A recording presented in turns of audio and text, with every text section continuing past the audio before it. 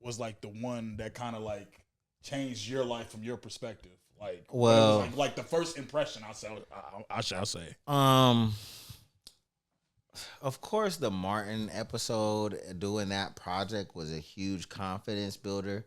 Going in the room knowing that I fit the role so much and that I wanted to have that role, it was huge. Man, But on a more evolved level of acting and working with great people and learning about acting and feeling like I elevated, I would have to say Red Tails, because that was with George Lucas, the biggest. And he's such a cool dude. George Lucas is a real one. You know what I'm saying? As you see, he's kind of stepped away from the industry because he's such a real one. Yep. You know what I mean? And when we were asking him about like, well, what's Star Wars 7 gonna be like? He was like, Red Tails is Star Wars 7. You know what I'm saying? To him. So that was a big deal. But working with Terrence Howard, Cuba Gooding Jr. It was some heavy hitters in that movie. Amazing, who do the due diligence to work with younger actors and people and make sure we're all comfortable and make sure we're on top of our game. That was an amazing experience. Nate Parker, who's amazing, who worked under Denzel. I got to watch him and learn a lot about drama because I'm super comfortable in the comedy space, but growing in the drama space. So getting to learn from them techniques and certain things that I didn't know was just outstanding. And they were, somebody like Nate Parker who really took a liking to me and willing to show me some of the things he learned from Denzel. You know what I mean? And me and Michael B were like this on that set, kicking it all the time and just having a great time. And he's such a cool dude. We were just good friends on the set, and he's just a solid person. You know what I'm saying? And having those people around you on the set. Method Man was on set. I was just going to say, me and him were just real cool on some other stuff. Yeah. I kept him on that set, man, because that's my guy. And he was like, man, I got a lot of stuff going on. I don't know. I might need to leave. I said, bro, you cannot leave this set. You have to stay here, Meth. You know what I'm saying? This is important that you stay here because you take this acting stuff serious. And you leaving will make them feel like you're not serious about this. And I know you can if you want to because you. But if you take this acting thing serious, stay here. Whatever you need to handle it from here. And he did. He took my advice. And later on was like, thanks, MP. You know what I'm saying? Like, I'm happy that I stayed a part of that film. And you see where he's at now in his acting career. And even another funny thing is you see how much he's working out now. Because when he came there, we were all working out crazy. Meth came and worked out with us the first day when he arrived at set after we had been working out for like a month already, right? They had you working out for a month already? Oh, yeah. We were doing real military training and intense weightlifting and training for that film. So he gets there. He's like, oh, I'm going to come work out with y'all. We like, oh, yeah, come on. So the first day, we're doing like our circuits of like, it's stairs, which is like a bunch of stairs, like, let's say probably 40 to 50 stairs at least, boom. And then like a mile run, and then you come down this hill and go like this zigzag, and then you do the stairs again. Like 50 to 60 at least stairs probably. I had y'all really training out like I was on tour days in boots, like military boots, everything. So Meth did like one circuit, and then he like stopped, and we like continued on our second. By the time we came back to our second, he was like, man down.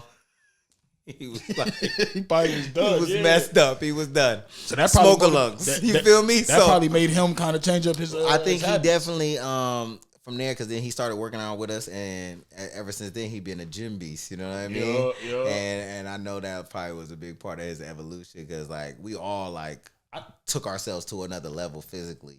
I agree, because wasn't Mac Wilds was in that movie? Mac Wilds was in that film. Same thing. So, he lost some of that, you know what I mean? Some of that baby fat he had on him. He was like, boom. He was like, I like this shit. We loved it. That's my guy. I love Mac, man. That's my boy. He's a real one. There's a lot of talent on that roster, because like even when I watched the movie, I was watching it the other day. Mm-hmm. Like you had like a actual like a. They made like you had like a real character in the movie. Everybody had like a piece. Yeah, well, everybody. Well, the only one that didn't was Michael B. Jordan. This is something you don't know. This is something you know. I'm about to tell you a backstory. Tell me. See, Evan Ross, he was supposed to be a part of the movie from ATL. Yes, Evan Ross had a big role in Red Tails. What? We get there to go do the military training, and Evan doesn't show up. Sorry. Damn. He doesn't show up. This all hurt our heart. We was like, what happened?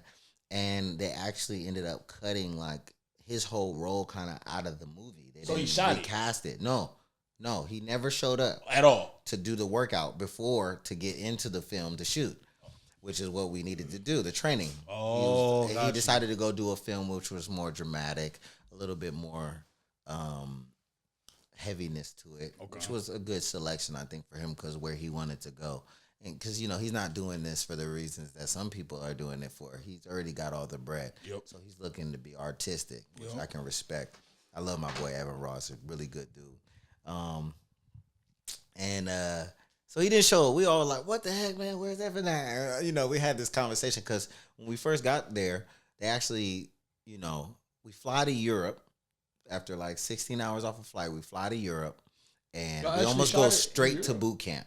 Yeah, we shot in Czech Republic, Prague. Oh, okay. I didn't know that. 3.5 months, and then we also shot some in Croatia. Okay. So we out there, and we go, and as soon as we fly there, we get there late in the or early in the morning in Europe, and we go straight to boot camp basically after like 3-4 hours of sleep. Right. And we got our duffel bags. We go straight to boot camp. Now, they take us somewhere random, which is really like a set that they have out there, which is like a sound stage in Europe, but we've never been. So we don't know where we are. And they put us on a sound stage. It's freezing cold, mind you, in Europe, because this is like March or something like that. Right. Freezing cold in Europe, 30 degrees, and we're staying in the sound stage that is not ventilated well. And they got a whole like military bunker set up in there. And we're sleeping in there like the real Tuskegee boys slept in. They made us really go through the experience so we could really feel what it was like. And it was next level, but it was really dope to go through that. Did everybody like have a problem? Did anybody have a problem? Oh, we all wanted to quit. Oh, day 1, 2, and 3. And we all was like, well, if we quit, George is going to just replace us because they're lined up to be in these roles. We all sucked it up, and we found that beast that was all in each one of us that was a classic to play that role. And George wanted that, and Anthony Hemingway wanted that from us, so that way we could really feel like those military guys.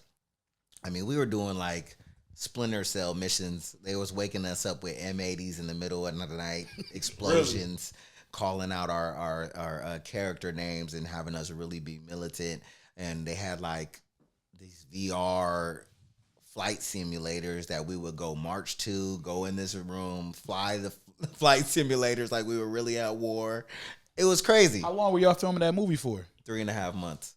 But training was a month.